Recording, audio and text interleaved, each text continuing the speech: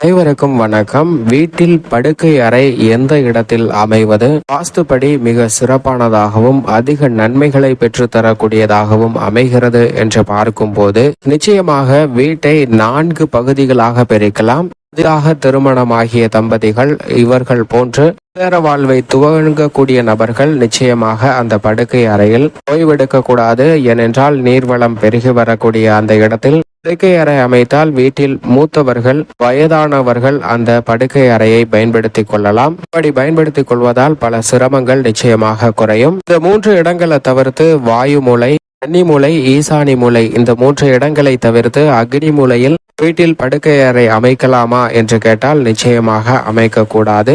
அப்படி அமைப்பதால் சில சிரமங்கள் வரும். ஆனால் வீட்டில் எந்த இடத்தில் படுக்கை அறை அமைக்கும் போது அதிக யோகம் உண்டு என்றால் நிச்சயமாக கன்னிமூலை என்று சொல்லக்கூடிய அந்த இடத்தில் அமைக்கும் போதுதான் அதிக நன்மை கிடைக்கும். காற்றோட்டமும் குறைந்து வருவதற்கான வளமும் உருவாகும்.